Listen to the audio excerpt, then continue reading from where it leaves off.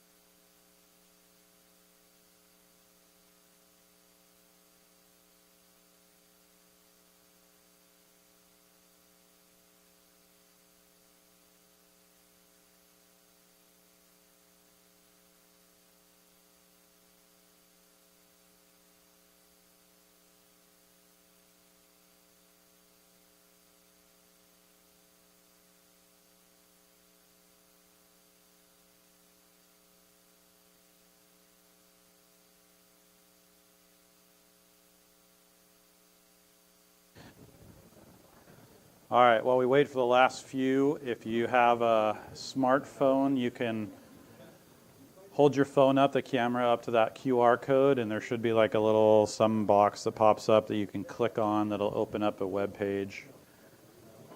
Put your name in. If you have hopes and dreams that you'll be able to get through this quiz and be one of the winners, then you might want to put a name that I can actually understand. Otherwise, we'll be sending our money to Ron DeSantis in Florida, looks like. Alex Jones, he might need some money. I think we actually do have Alex Jones.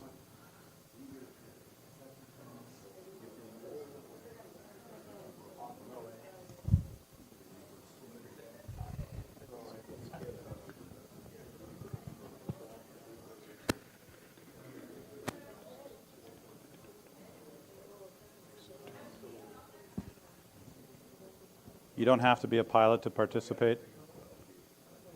You might actually have a better shot if you're not a pilot.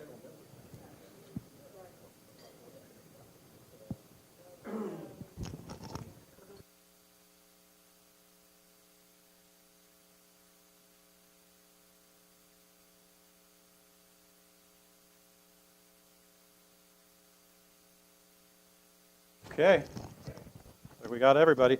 Anyone's first time here? Anyone? Anyone? Anyone? Nope. Wow, amazing. Okay. Well, we will dispense with the pleasantries then. Tim, will you sit down? Come on. That's fine. All right. So the way this is going to work, there are a total of 52 questions in this quiz, all kinds of random subjects, and you'll have 20 seconds. So once it comes up, it's actually a little bit more than 20 seconds. Once it comes up on the screen, if there's a picture, the picture will show up. You'll have 20 seconds to answer that, and some of them are multiple answers. If you don't know, guess. And then after several questions, you'll see the leaderboard. Like I said, if you can put something that'll identify you. Let's see. Yeah. I think most everybody we can identify. It's very interactive, so you'll see the, as we move through the quiz, you'll see how many people are answering. Some of them I'll stop and make a couple little comments because they relate to the some of the safety reports that I get, and some of them don't, and we'll go from there. And if there's any questions, you can type them in at the, I think it's the top left of the screen on your phone or whatever you're using. There's like a Q&A section, so if there's anything that you want to ask, we'll go through that at the end if we have some time. With that, is everybody ready? The QR code, I think, stays up the entire time, so if you're late coming in, hopefully you're not. So 52 questions. We'll get to 50. We'll see if we need to do the tiebreaker for the last two. What do we got here? 42. We'll wait for another minute, and then we'll get started. So the folks that just walked in, anyone that has never been here to one of these before? Welcome. Okay. I knew there were going to be a few. Shane Terpstra, the Director of Safety for Plus One. You probably see my name on a bunch of stuff. Hopefully, yeah, pretty much, yeah. Always complaining about something. Kind of the purpose of this is just to, these events is to get everybody together. We try to do different themes for the different events. They're every 2 months, basically. Next month is the only exception. That's the required election that we're going to do. So that's not really safety, not specifically safety oriented. But we try to get the word out to everybody on the things that we deal with every day. How many instructors in here, by the way? Okay, so keep your hands up for just a second. Anyone that is, yeah, you better put your hand up now. Anyone that's has questions on some of the things, I'm going to, there's a lot of aerodynamic questions in here. Look around, start asking the instructors. You can ask them afterwards if there's stuff that you're not sure about. I'm sure they'll be willing to help you. All right, here we go. Everybody ready? Let's see if this works. And I'll repeat the question as well. Let's see. Exactly. That's good. My batteries are dead. There we go. All right, we're going to start with an easy one. The timer will come up just like that.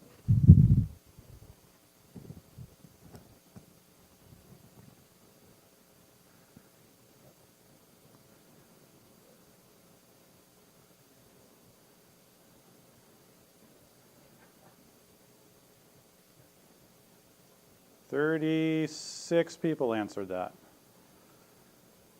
All right, so let's see if this works now. Noise complaints. That is the number one complaint we get.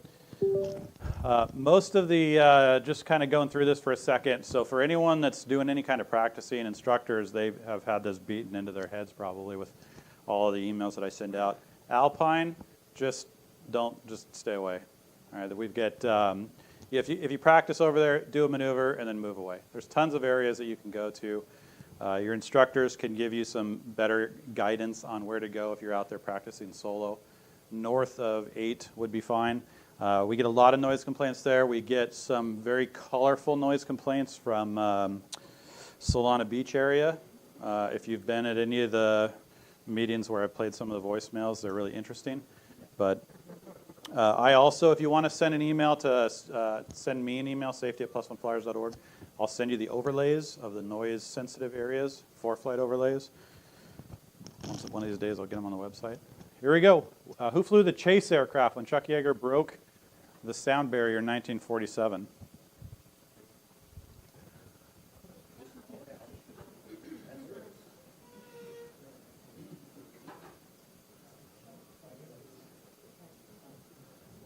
I wonder if I can get these.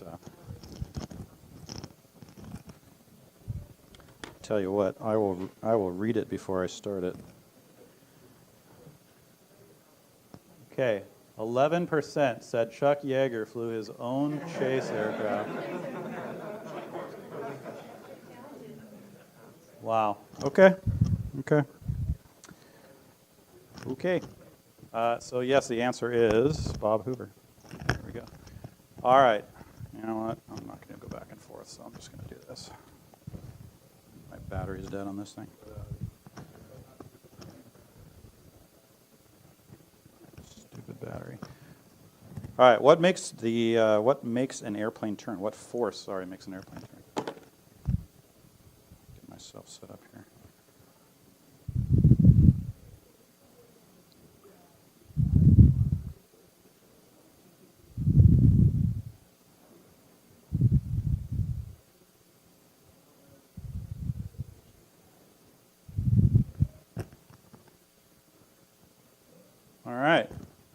Horizontal component of lift.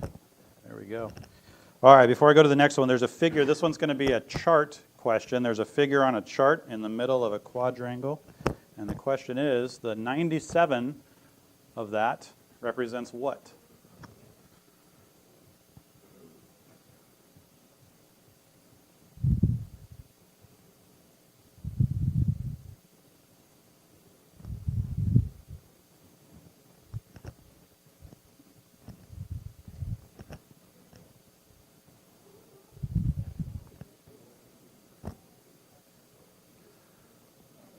Wow, interesting. Okay, the answer is the maximum elevation figure. The elevation of the highest terrain there. Okay, good. Got people on that one. VFR cruising altitudes are based on what? Let me see if this works. There we go.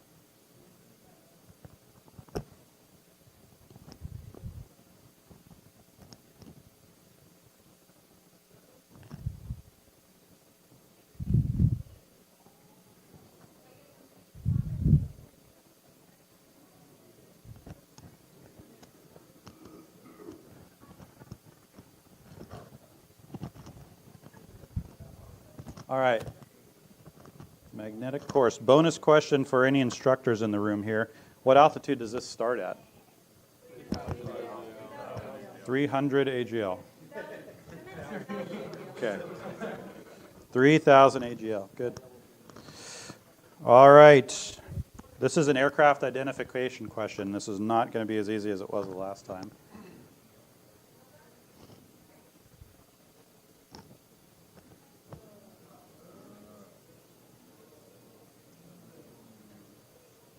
This is one of my favorite airplanes. Well, this one is. They don't get easier. It's a 172, clearly.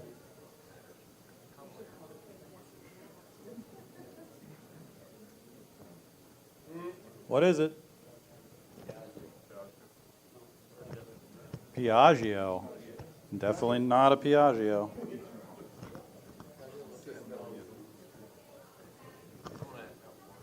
There's actually one with N1701 that has come into Montgomery before. All right, this one's a chart question. Pretty soon we have another a leaderboard here. How many initial approach fixes are on this chart? And here you go. Initial approach fixes. Oh, you can actually get it on your phone too, by the way.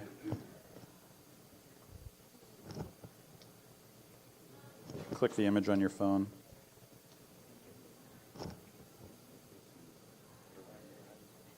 I stopped the clock, so because this one's a little hard to read.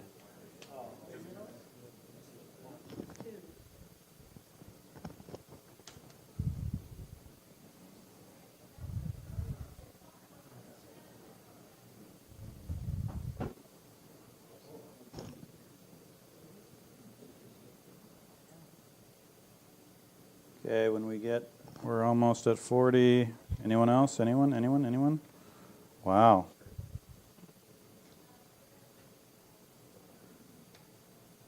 All right, here we go.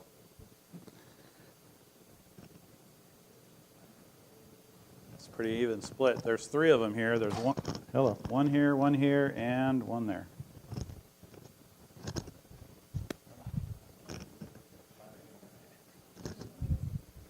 Yeah, if they're hard to see, I'll stop the timer.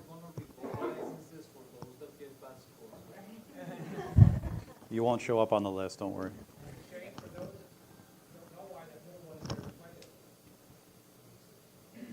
Explain why the middle one is there. Go ahead. Since you brought it up, go ahead. You brought it up.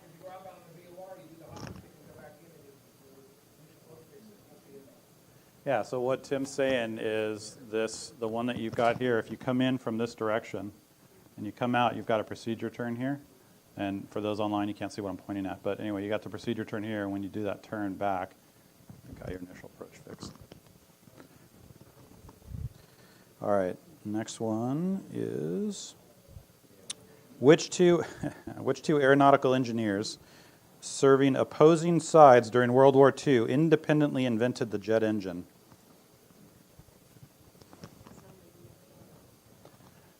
And I'm not stopping the clock so that people can Google this one.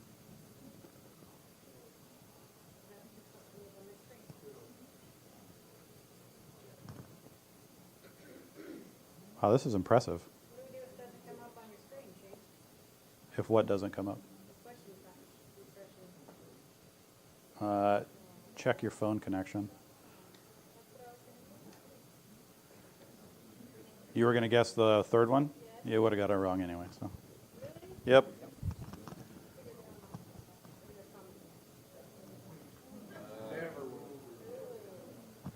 That's a lot of names.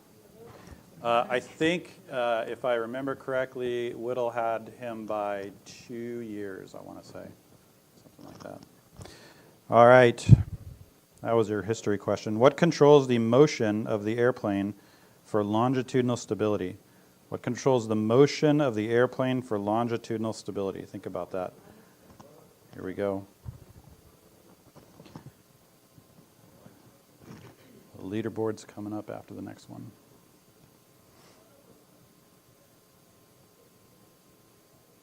Nobody wants to answer this one. Here, I'll stop it for you for a few seconds. There we go.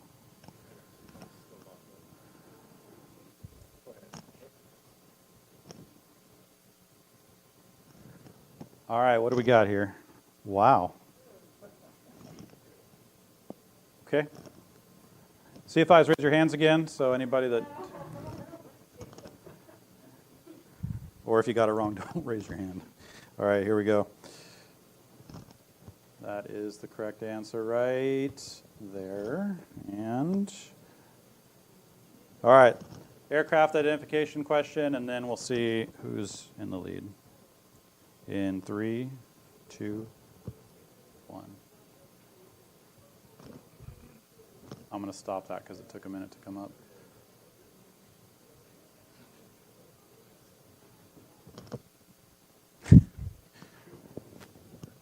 One person. Oh, there we go.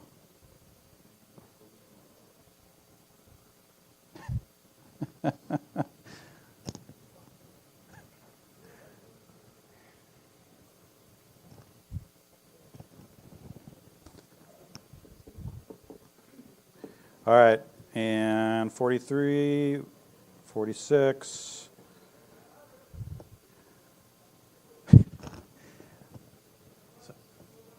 This tells me that I should probably start writing fiction because I made that name up.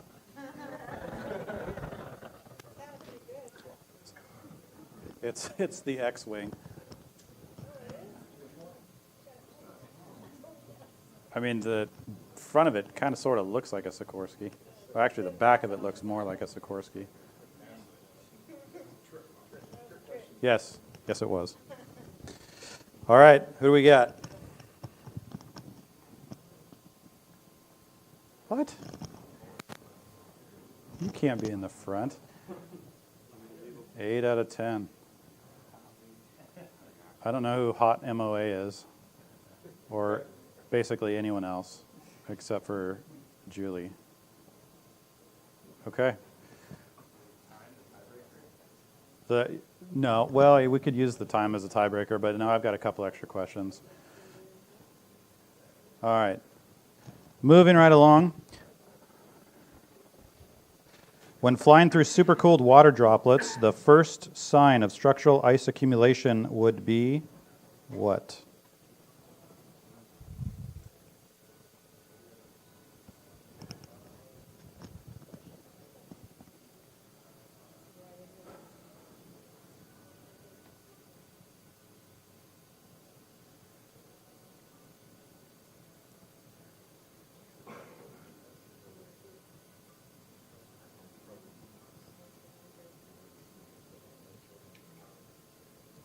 Okay. Another one. Whoever said leading edge of the wings is incorrect. There it is. So I'm going to pause here for a second. Does anyone know, or has anyone seen on the website where you can read the accident reports that we have here? Okay. Raise your hand if you didn't even know that existed. It's okay. Most people have probably never read one. Okay. It's worth checking out. You'll see that we had a rash of incidents when the weather was bad, and we were seeing people that were not doing any kind of pre-flight, just flying back to San Diego from wherever they were, and made really, really, really terrible decisions. One of those decisions almost cost the entire family's life, their lives. Descended through the hole in a cloud, and this was when probably everybody here was on the ground because it was rainy and the weather was just terrible. Got somewhere down within 400 feet of the ground. Couldn't see the airport, climbed back up and went to a different airport. It was back to back. I mean, we had 3-4 incidents, pretty serious. Luckily, no bent metal within like a week period. So I have no idea. Hopefully that was just a fluke. But when you have weather coming in, you got to do some kind of a pre-flight and part of your pre-flight anyway, being your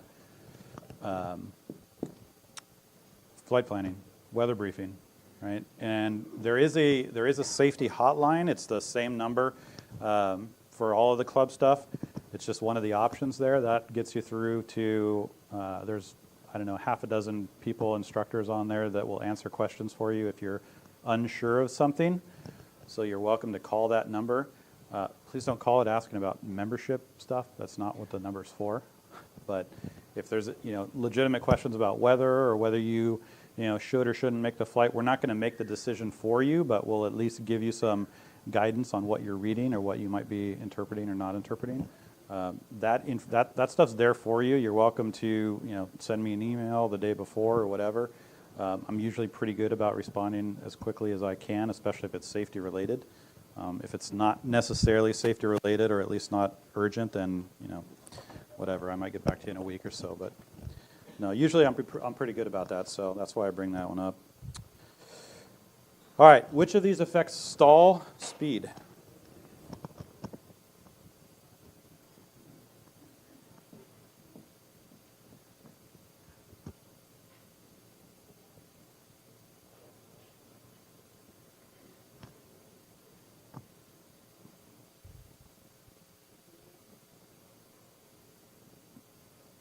well done. Most everybody got that one right.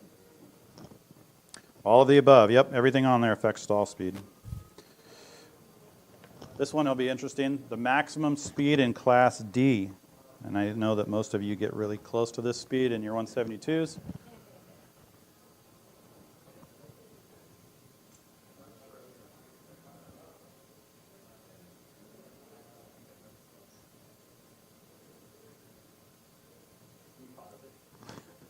Sure. So you can look it up.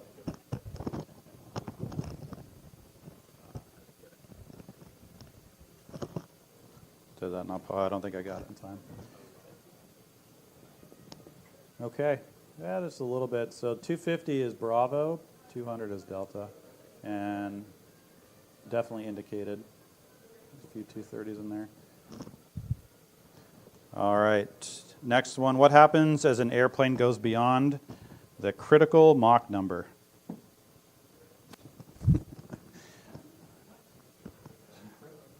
Come on, I know some of you. Phone a friend.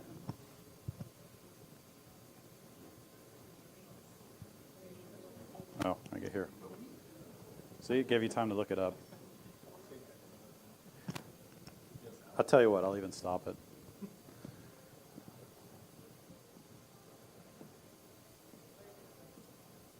I forgot to put the fifth option of the wing falls off.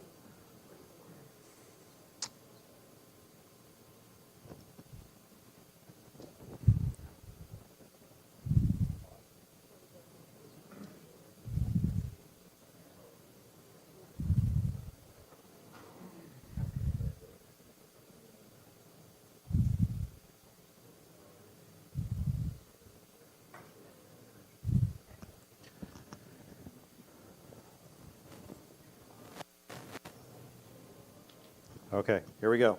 We have 43 people that answered.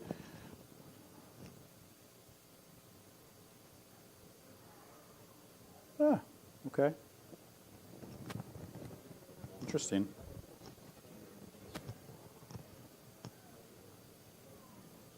I'm guessing that the 12, 13 people that answered that were, well, maybe jet pilots or, yeah, maybe not.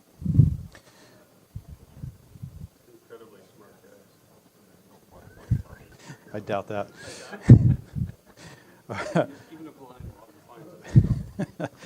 From another history question, from which Royal Air Force base did the USAAF ace Robin Olds fly in World War II?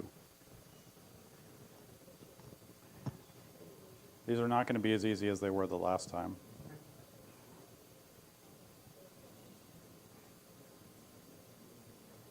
We can't have Chase and Sean winning again. Where is Sean? Is he here? I don't see him.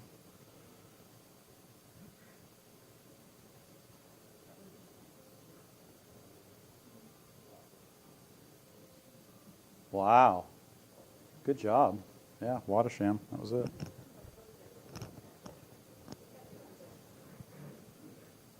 I mean, they're all English names, so just pick one.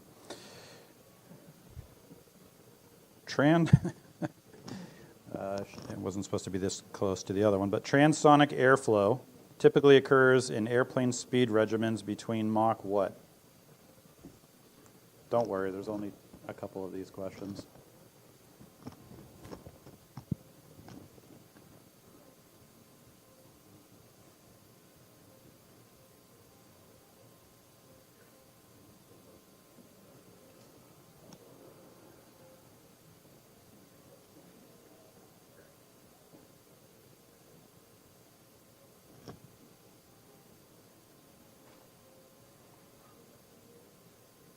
Okay.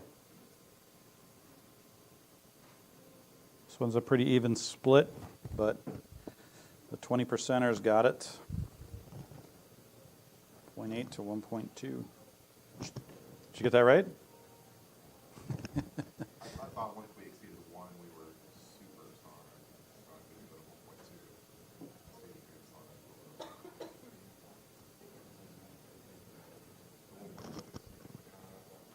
All right, I won't call out your airline so that people can, All right, What is the field elevation of Brawley? I want to stop this one because it's a chart, just in case you can't see it on the screen. You can click on it on your phones. Of course, half the people that are online will probably look up ForeFlight.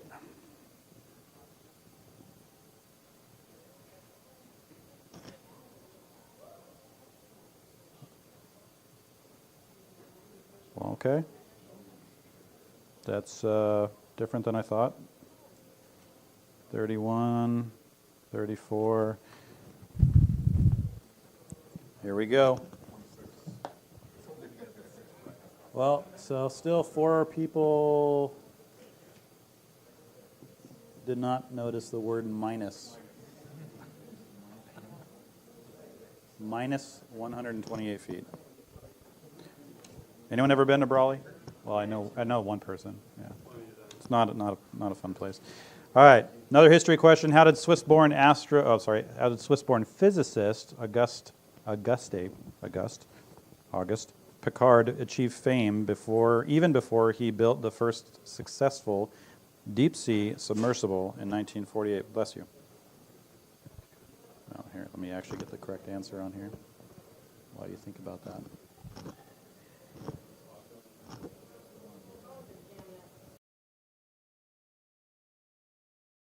Wi-Fi. The Wi-Fi is not fun.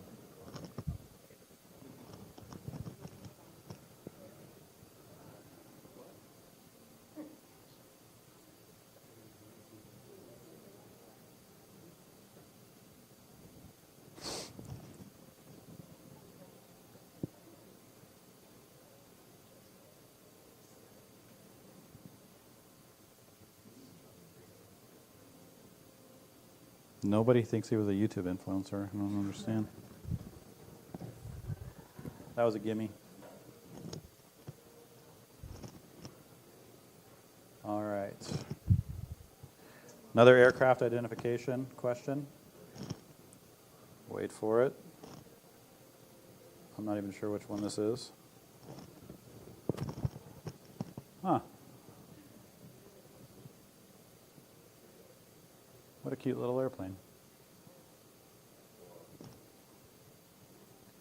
Okay, that's pretty impressive, everybody. I mean, it kind of looks like one.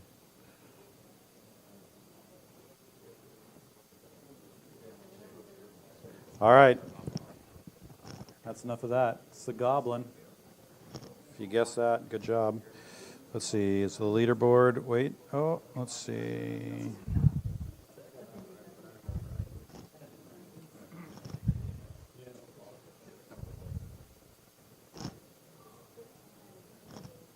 Basic VFR weather minimums are what? Basic VFR weather minimums.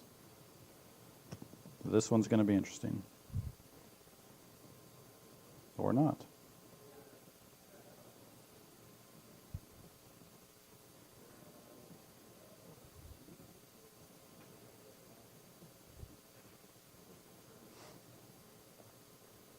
Andrew, if you get this wrong, you're gonna have to leave now. All right, here we go.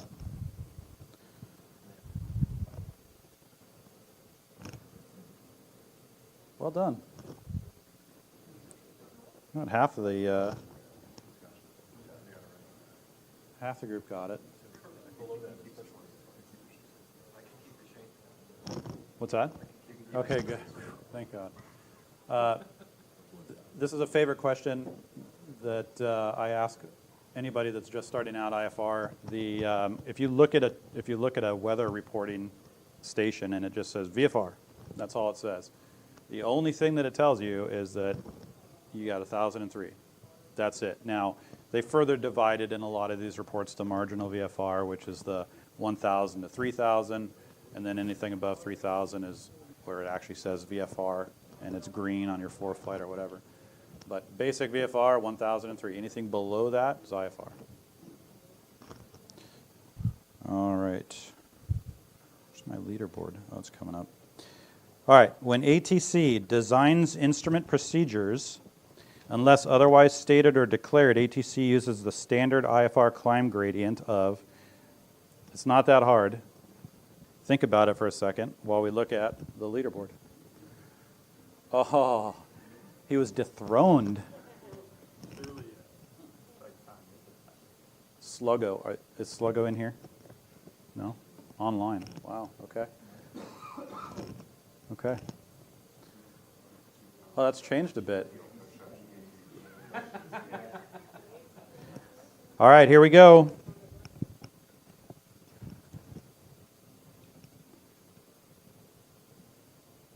Seriously? I don't know why this goes off.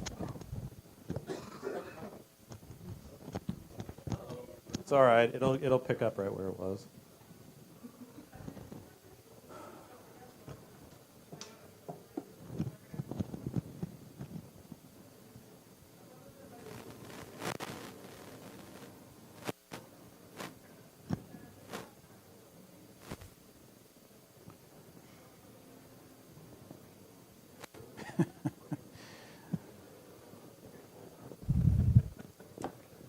Okay. You don't have to raise your hand, but how many CF double I's in here? Okay. Raise your hand if you got this one wrong.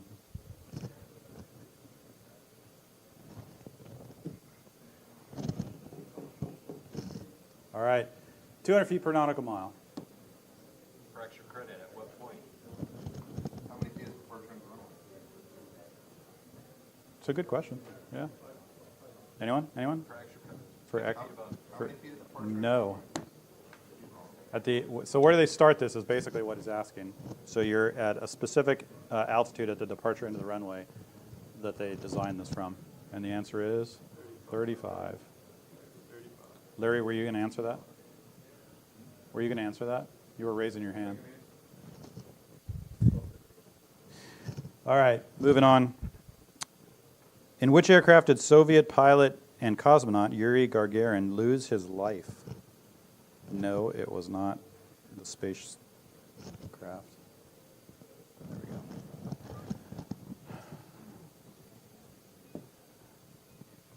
Got a 25% chance of getting it right. Just pick one.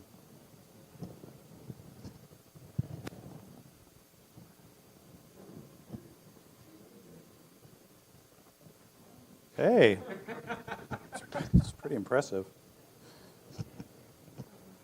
MiG.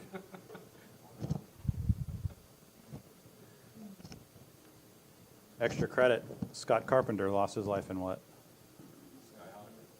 Close. It was close. Anyone? Come on.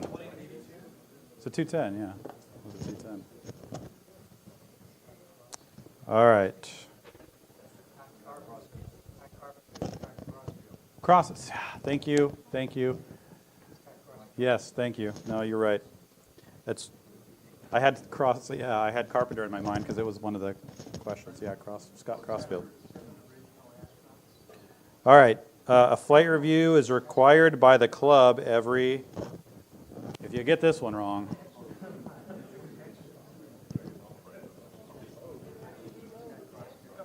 Hold on.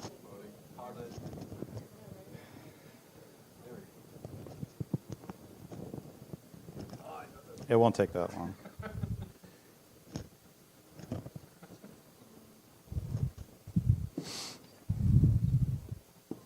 All right, for the roughly 3 people that selected 24 months, 12 months. 12 months. That can be NATOPS checks. It can be flight review, an actual flight review 6156. It can be a wings completed phase.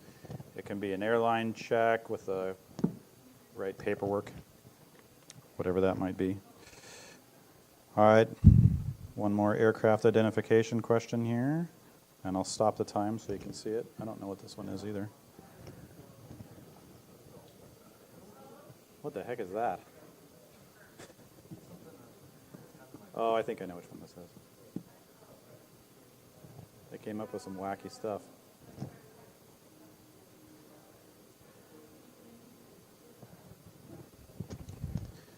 Yeah, I'm still pretty impressed.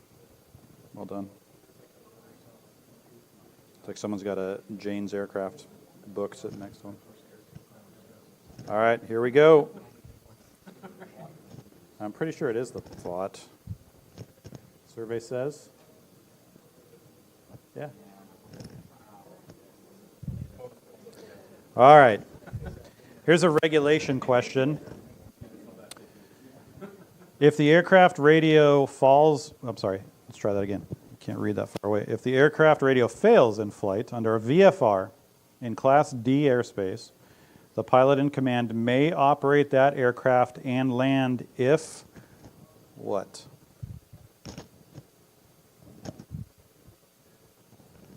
I'll give you a second to read it again.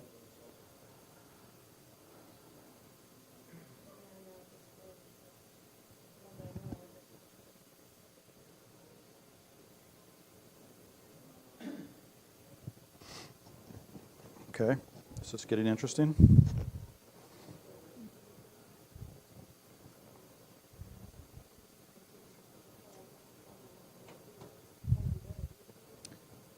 The more answers we get, the more interesting it gets.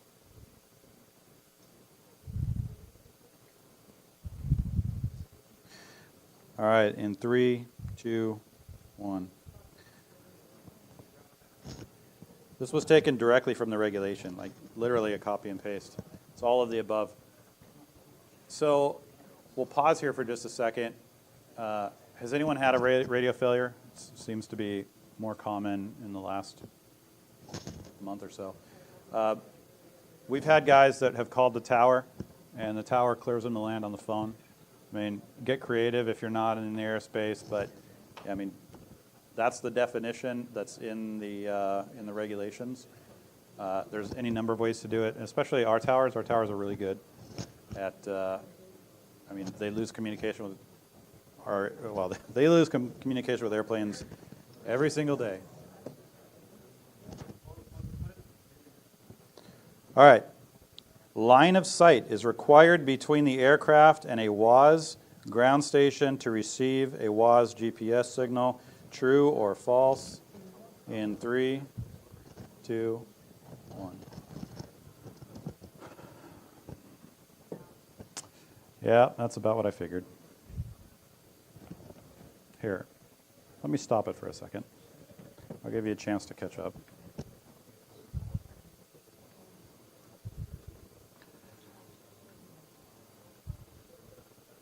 Okay.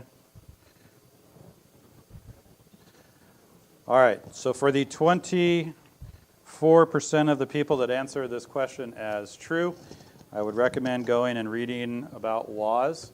There is no ground station at all involved in the airplane side of the communication with WAAS.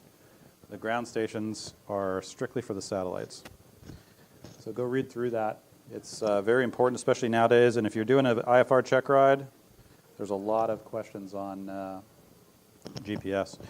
All right, the 100 in 100 LL fuel represents what? Oh, sorry.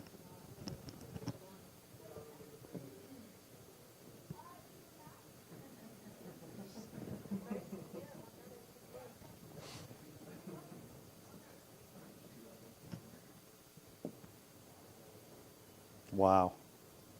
We got one. We got one 100. No. Thought we were going to be there. Thought we would have 100%.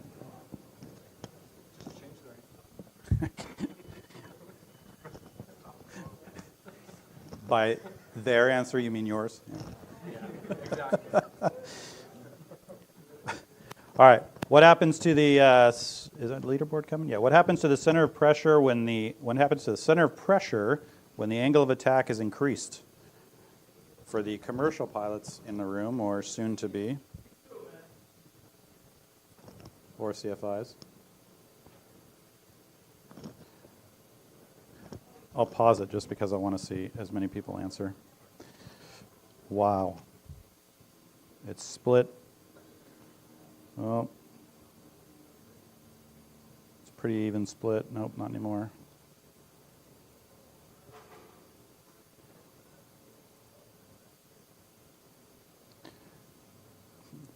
did not expect this. Okay. CFIs in the room, keep your hands down.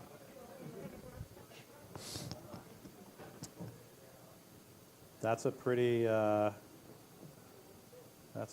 amazing split there.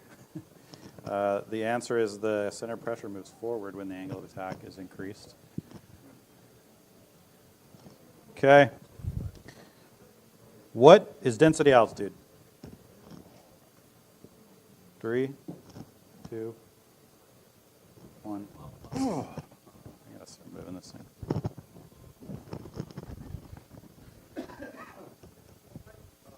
I will. Hang on. There.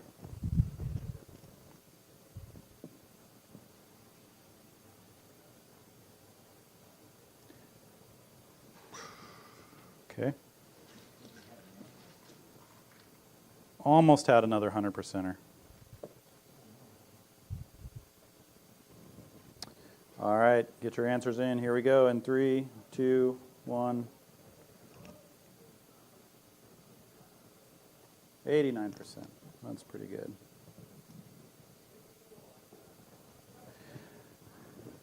All right, IFR and commercial students, maybe private because it's sometimes there.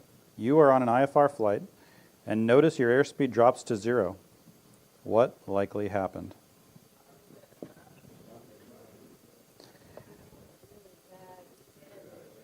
You landed. I'll give you a second.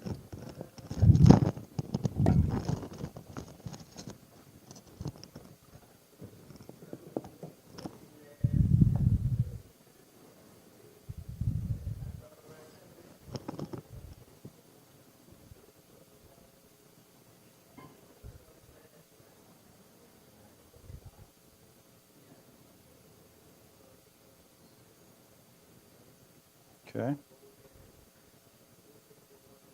All right, 3, 2, 1. Here we go. So for the roughly 26% of you, Pilot's Handbook of Aeronautical Knowledge, under the Flight Instruments section. Take a look. There we go.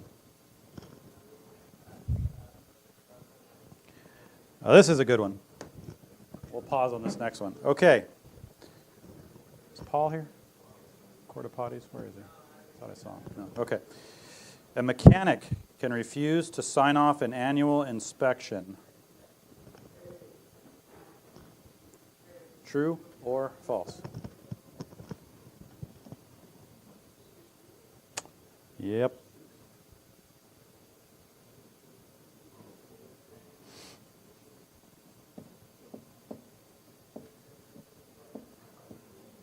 Well done, everyone. In 3, 2, 1. All right. Who says it's true? 76% of you. That's not correct.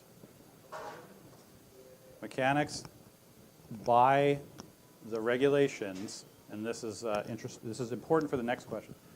By regulations, mechanics have to sign off the work they did. Now, they can also put discrepancies in there, right? And those discrepancies, by definition, won't return that airplane to service. They cannot withhold their signature on work that they did. So they are, in fact, signed. There is no sign-off on an annual inspection. Trick question. It is. It is. It is a trick question. But that leads to the next question, which is, a flight instructor can refuse to sign a logbook entry if payment is not received by the instructor. Another trick question. Oh, sorry, hold on. Think about that for a second. Leaderboard. Oh, he recommanded the, wow, Julie, good job. Oh, we got a three-way tie here. Wow. Okay, I'm moving on since I already gave the question away.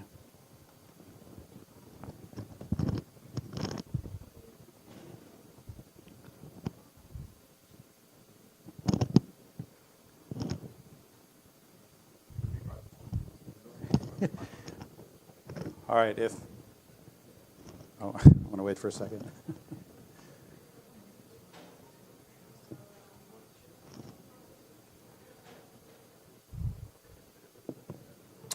Okay, 3, 2, 1. All right. I really hope any student pilots that answered true come see me, because that is absolutely incorrect. A flight instructor can never, ever, ever withhold their signature on anything they do. The last time that happened in the club, that person left unwillingly. So if you are a student pilot, or any pilot for that matter, and your instructor refuses to sign off, let me know. But yeah, that's also in the regulations. Same question, basically. All right. This is a photo question here. Which public use airports depicted are indicated as having fuel? And actually, I'll go back to this question for a second here when we're done. Ready? You can click it on, you should be able to click it on your screen to see, because I know it's a little bit hard. But I'll point out the 3 airports so you can kind of see them. 1, 2, 3.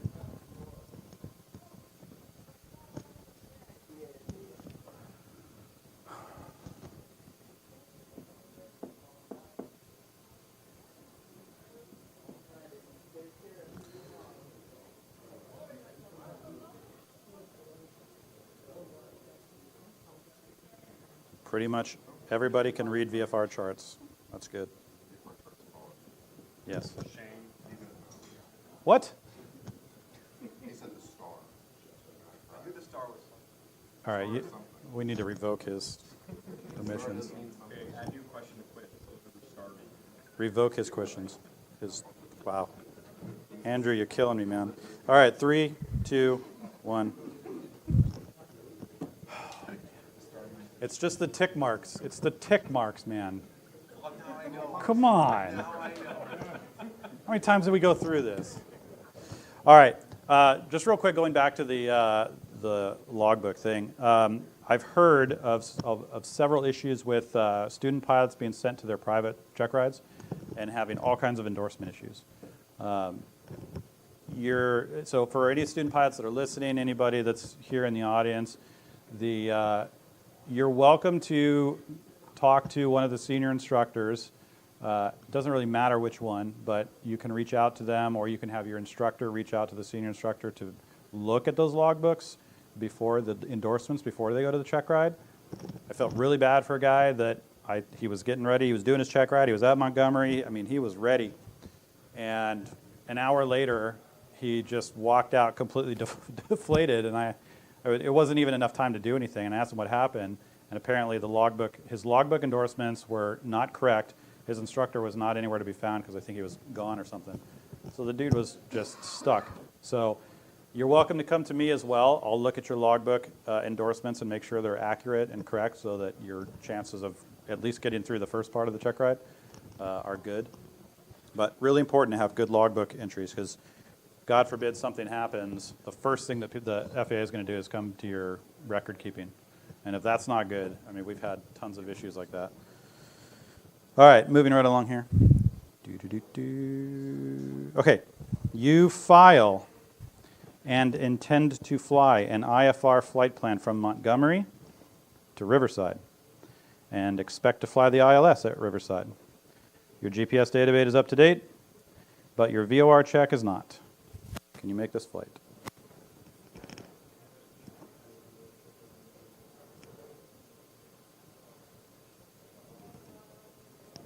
I'll let you read the question again.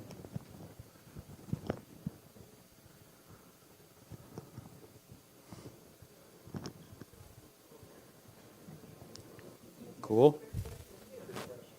Why is it a trick question? Make the flight or do you cook? Both. Let's assume you actually want to land. Definitely not a trick question, though.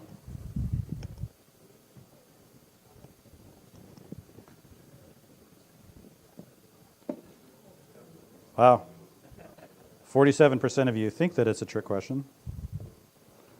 Some of you are changing your answers because the numbers are going the other way. Oh, no, that's good.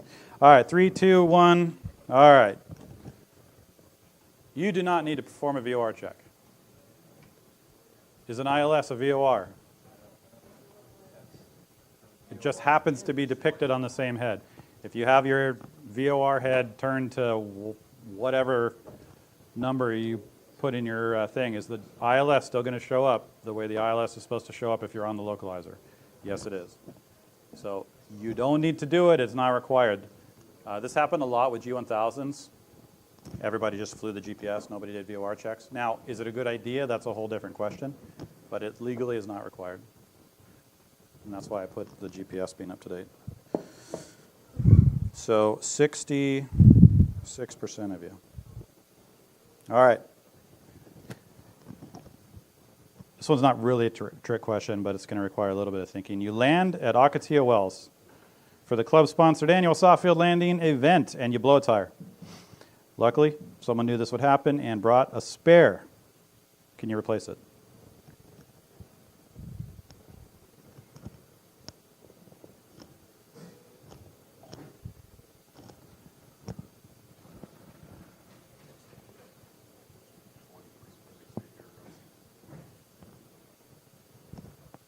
Did you memorize that? I think that's actually, I think that 31, but yeah, interesting, yeah. I'm pretty impressed with the numbers so far, yeah.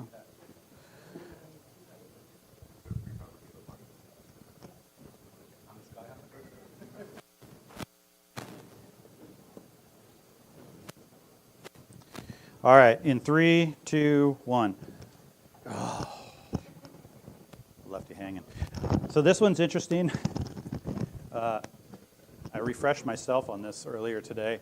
If you're interested in the, I guess I need to do this thing. If you're interested in the article that Mike Bush wrote about this, it's actually a really good article. There are all kinds of crazy things that pilots can do, like crazy, crazy things that pilots can do. I can send you the article, but Travis is right. There is an appendix, and there is actually I think it was an advisory circular that came out in 2019, I want to say, that expanded on the advisory circular. So it's not just the 31 items. The 31 items is kind of a guide, but it's all kinds of stuff that, as a pilot, you wouldn't do. I mean, they're talking about that you wouldn't want to do. Nitrogen, charging nitrogen in struts. So anyway, there's I don't condone I don't want anyone to be doing this, but there are a lot of things that pilots can do, including replacing bulbs and other stuff like that. So shoot me an email. I'll send you that article. It's a pretty good article.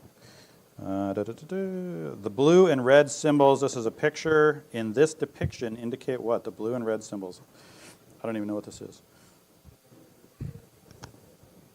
Oh, right. Okay. Got it.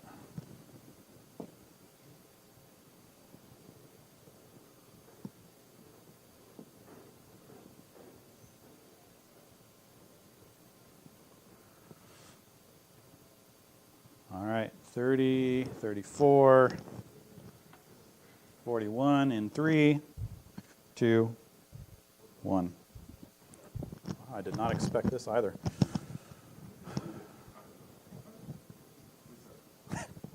Well, 45% of people said it, so there you go. That is, in fact, a stationary front. Aviation weather. There's a good, very dry book. This is another one that has a picture. I'll stop this. How wide is this runway?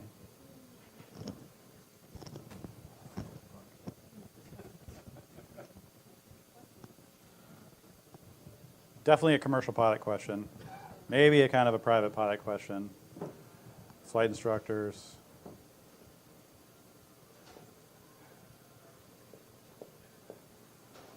Andrew, why is smoke coming out of your ears?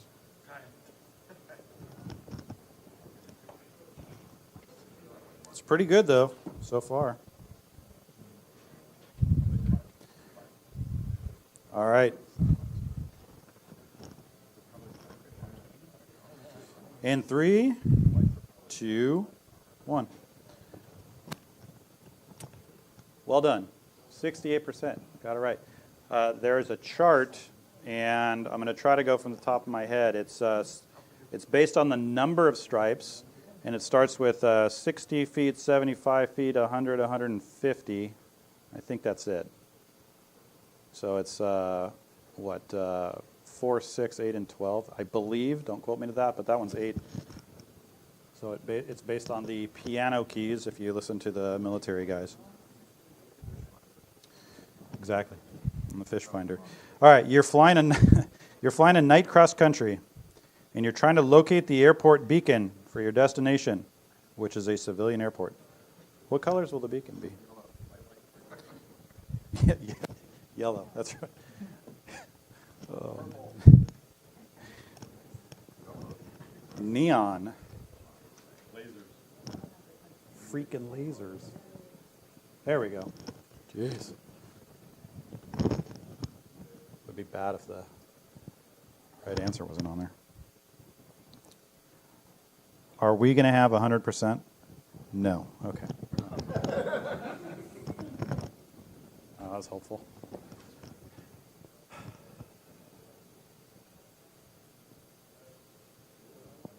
Almost 100%. I have one of those from 20 years ago. All right. What's the purpose of differential ailerons?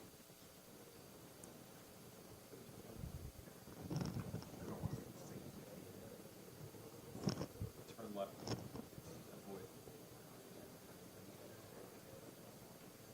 Oh, man.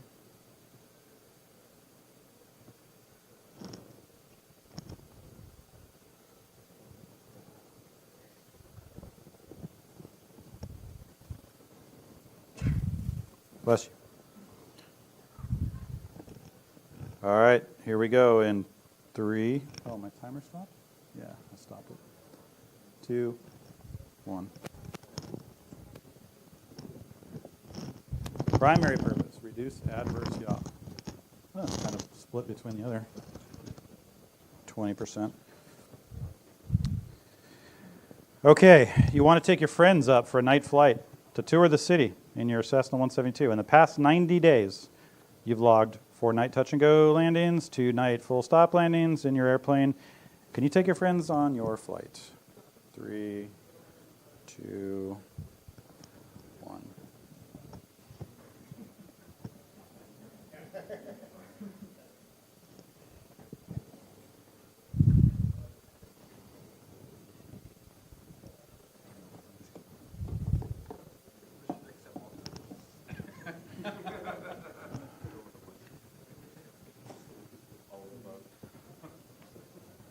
The correct answer, only if they pay me. 9% did not say no. All right. This has nothing to do with touch and goes. The regulations say full stop landings. Here, I'll put the correct answer out there. Before I go on, just one thing that has come up. A lot of people fly with a lot of other people. The rules of the club say that you can fly if you're a member. Your buddy who happens to be a pilot should not be flying the airplane. Okay, cannot act as PIC. I have no idea what's going on in the airplane, right? If you got to let them fly, that's between you guys. The issue is that if something happens, God forbid, then the insurance is going to want to know who's flying it, and we've had issues where, it's kind of like that person's flying it. One of them's not a member, one of them is a member, one of them's not current, one of them is, all kinds of different weird stuff. So knowing, the regulations is important, which most people know, but also, doing the shady stuff, that's not helpful to your cause. For any number of reasons we always find out, including from exes. All right, where are we at? Come on.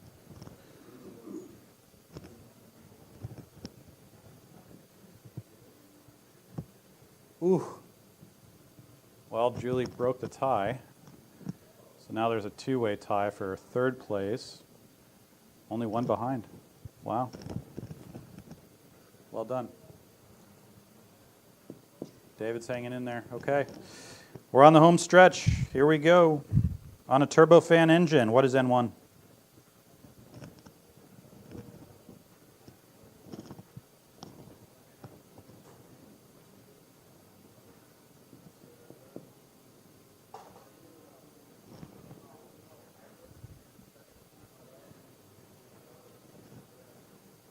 For anyone going to the airline soon, you're welcome for the free interview prep.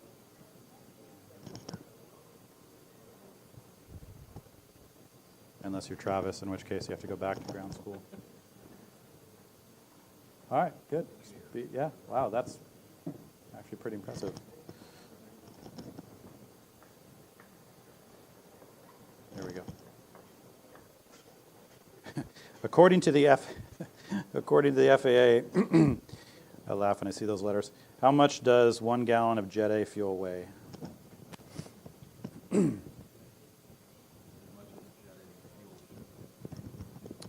Exactly.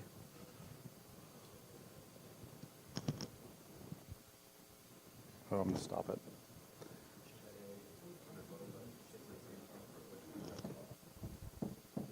Oh, this is going to be close. Actually, trying to remember myself.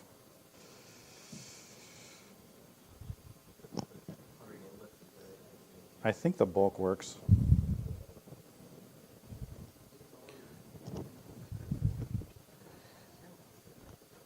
Bonus question is what's the octane roughly of Jet A versus 100 low lead? There is actually. It's about 40. It's very low. Yeah, it's diesel fuel. Okay, here we go. And I think that's actually correct if I remember correctly. Yeah. It's pretty good. Okay. You're a non-instrument rated private pilot and you pick up a special VFR clearance into a Class E airport during the day. What's the minimum visibility you need to land? I'll stop this one so you can read it again. And if you're not sure what special VFR is, there's a lot of chances to practice that around here when the sun's going down, so you can't see anything.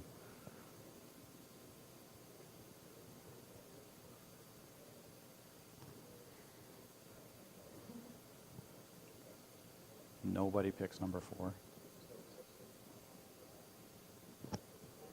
Almost had a 100%er again.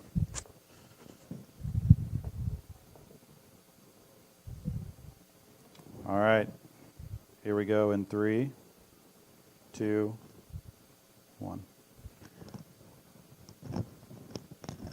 1 mile. That is correct. So a little, there we go. A little trick for any of the CFIs out there that have bad weather when they're coming back in here and it's just hazy. Just pick up a special VFR while all the rest of the guys are lining up to do the ILS. You'll land way before them. All right. Oh. Now this one should not be that difficult. Are we going to have 100%? No. Man, can't even get 1.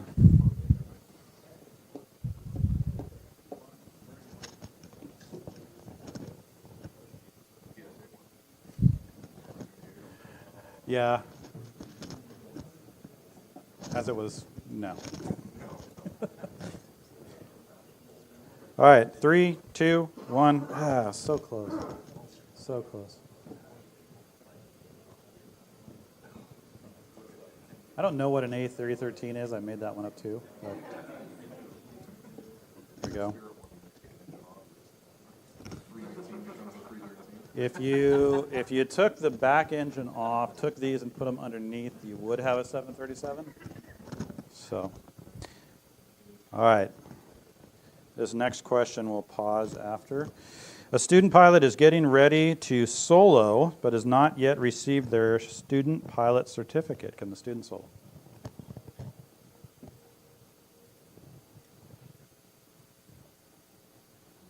Student pilots, take a guess. It's just as important for you.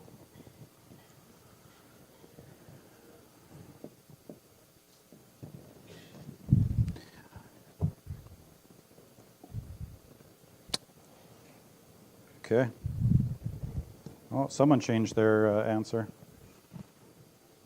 All right, here we go in 3, 2, 1. Okay, hopefully the 22% were all student pilots. There is no way to solo without a certificate. And this one came up because someone a little while ago sent a student to a check ride with no student pilot certificate. That didn't go well. They didn't have the, if I remember correctly, they didn't have the plastic certificate.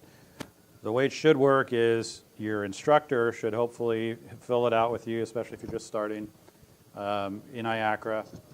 They sign it. You should get an email. It's been taking a little bit longer, I understand, that has a temporary certificate with it. Carry that with you, and then usually within 4 to 6 weeks, you'll get a plastic certificate. My understanding is well, whatever, it's the government. It's taken longer anyway. But the bottom line is you got to have a student pilot certificate. Instructors, you got to make sure that that's the case. Otherwise, I mean, it's your butt on the line. So don't let anyone go flying without a student certificate. Trivial question, and I'm not sure of the answer. Can the student pilot use time log pre-certificate for required flight time for a Sure. I mean, assuming that it's signed off by an instructor. Yeah. Yeah. That's what I thought, but Yeah. someone brought Like it up. intro flights? Yeah. So I'll So, log them. yeah. So like I'll hand out a logbook with an intro flight and there you go. Yeah. Okay. The question for those online that didn't hear was, can the student use time logged before the certificate toward the rating? The answer is yes. All right, next question. What is a compressor stall? It's when my Home Depot air compressor turns off.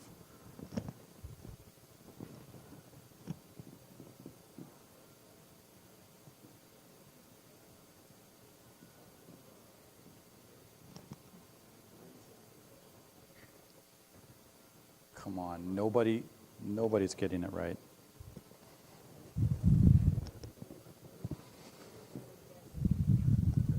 There we go, 2%. Well done. 3, 2, 1. 4%. Yes, when the isentropic efficiency in the T4 stage loses power during adiabatic conditions. I have absolutely no idea what that means. But it sounds pretty good. All right, 82%. Good job.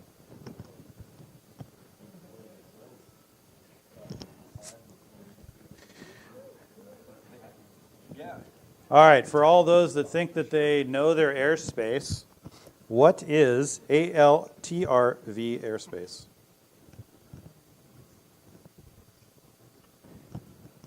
AL. If you're ever bored and read the AIM, you probably know this.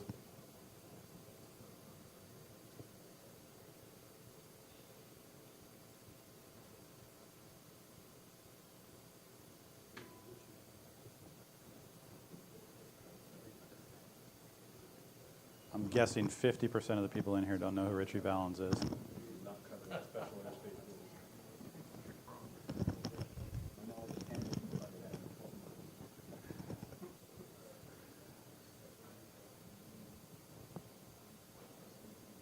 Okay, 3, 2, 1. This is a little interesting. Okay, airspeed limited training restricted vertically. That's another one I made up. Airspeed limited training restricted vertically. That sounds pretty good. Stationary or moving altitude reservation, 37%. I believe what the AIM says is that there's basically like an altitude block that is reserved, and it's by NOTAM. for whatever they do. And then they try to, so apparently VFR can, just like an MOA, you can just fly through there and exercise extreme caution. So, is that what it is? Yeah.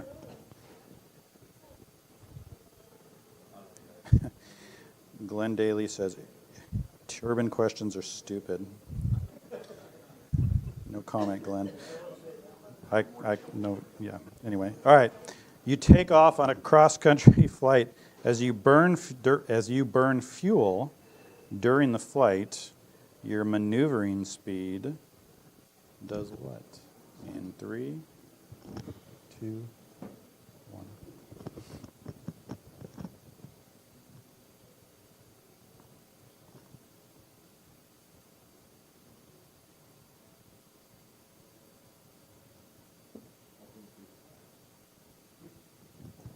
Exactly. Oh, come on. Nobody said it. It changes proportionally to the square root of pi. Yeah, okay. 79%. Yep. Maneuvering speed decreases. Basically, anytime your weight decreases from gross, your maneuvering speed decreases. Commercial pilots. All right. We're on the home stretch. Last couple of questions, and then we'll see if we need a tiebreaker. You do not have a high-performance endorsement. Your friend owns a high-performance aircraft, and on a cross-country flight lets you fly the aircraft and coaches you through the landing, which you pull off perfectly. You can...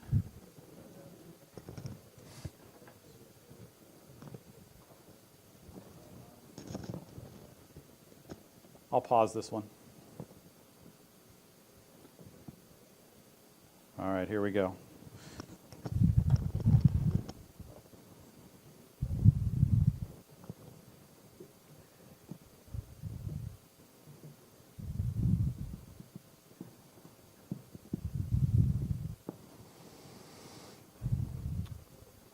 Oh, this one's a tricky one, it looks like.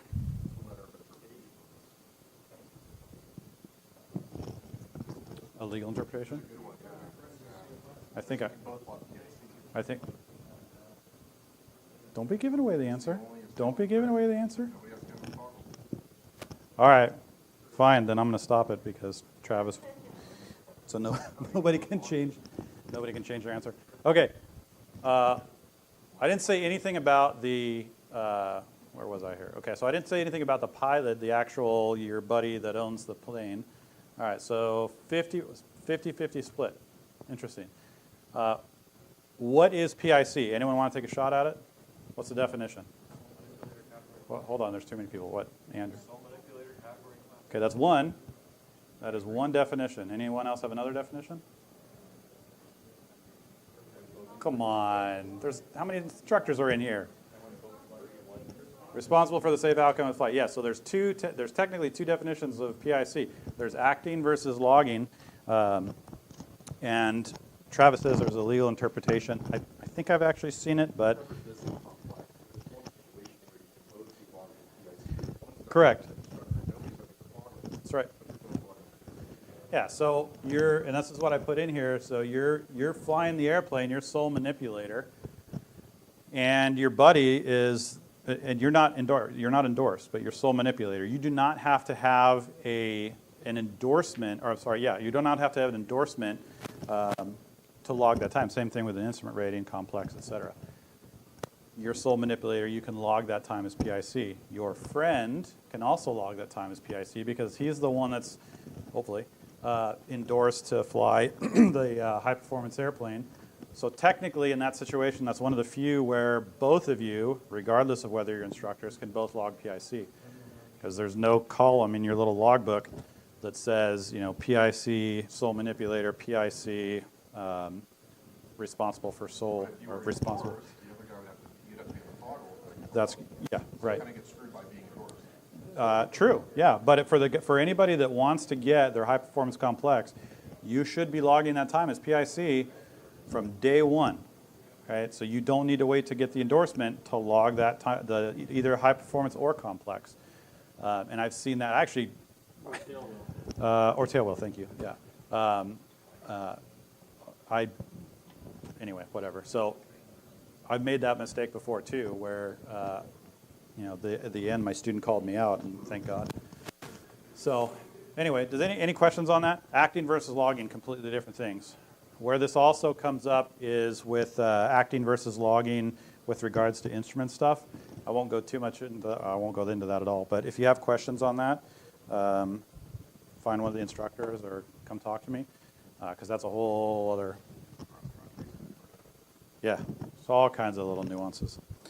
Okay, here we go. We're getting to the end. All right. I am not, don't ever log SIC. There's basically no reason to do it. I am not going to read this question. You can read it for yourself. I'll give you a little bit extra time.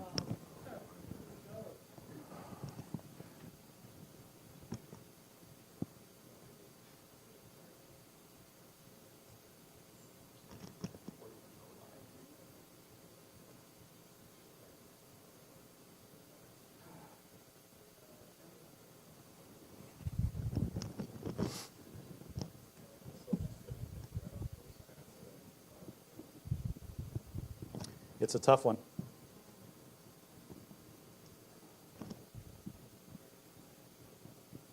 Someone's probably looks based on how slow it's going. Someone's pulling out a calculator. So for those that are actually pulling out a calculator, if I remember correctly, it took like 3 years for supercomputers to figure this equation out. So I'm guessing that you're not going to be able to plug it in. Wow, I thought this one would give me 100%.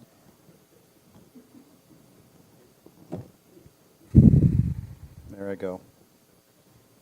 X cubed, Y cubed, Z cubed.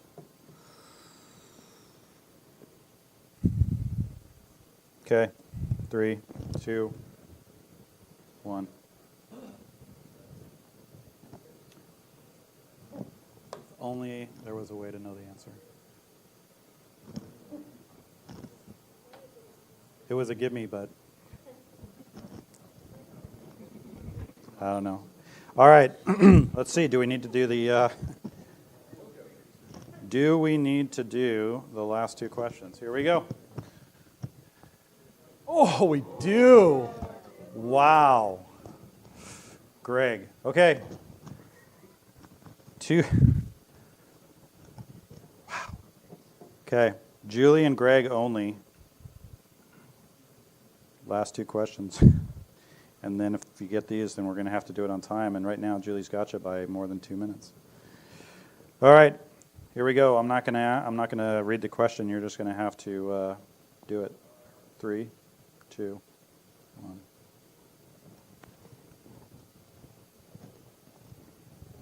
For the ICAO,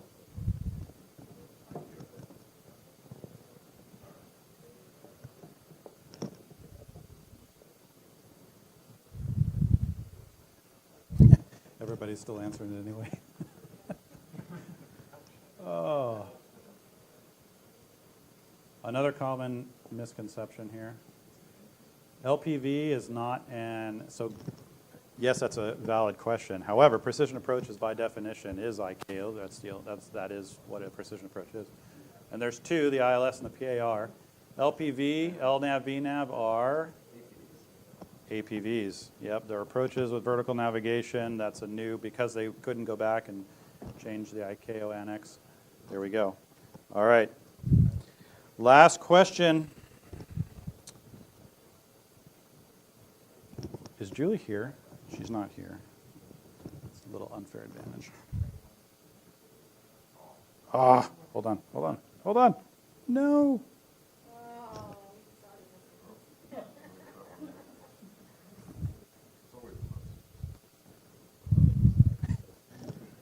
All right, well, let's see, we might have to go by time.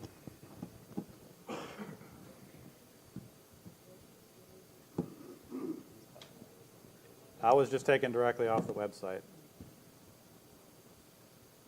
2,524 members, growing at an average of 9% per year for the last 15 years, something like that.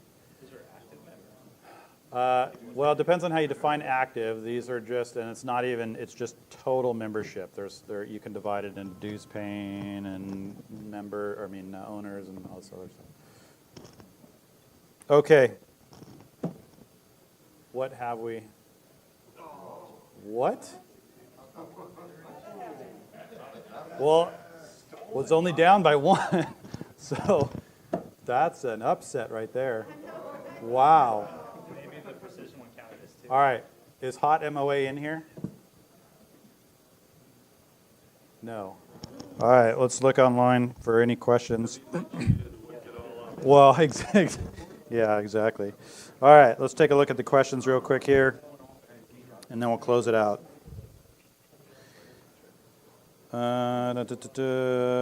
Okay, so here's a good question. Safety number hotline. Safety number hotline. If you need it, you want to write it down, you want to take it, it's a club number, 888-524-3950. 888-524-3950. It's the general club toll-free number. Depends on what extension you dial. There's operations emergency. That's actually, I'm glad you brought that up. There is an ops emergency option there. Please, for the love of God, only dial that number if there's actually an ops emergency. You're in an accident, something happened to an airplane, something that's actually an operations emergency. Your beer doesn't come in time, whatever. That's not an operations emergency. Not being able to change a credit card, that's not an ops emergency. That goes to Greg, Dave, and myself 24/7.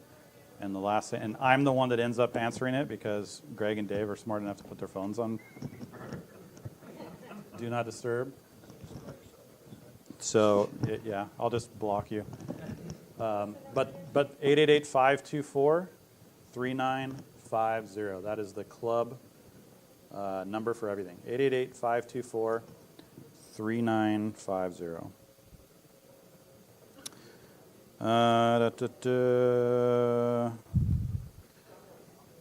Participation trophies. Figures that would be asked. No. All right. For the CFIs, if you want credit, you can get credit on this. You can just put quiz in as the code on the live stream section. And I think it's also down in the instructor dashboard. There is no time, so any instructors that are either online or in here, there's no time limit anymore. So you don't have to email me or call me at 11 o'clock tonight saying I can't put my code in. Let me know tomorrow. Otherwise, who is hot MOA?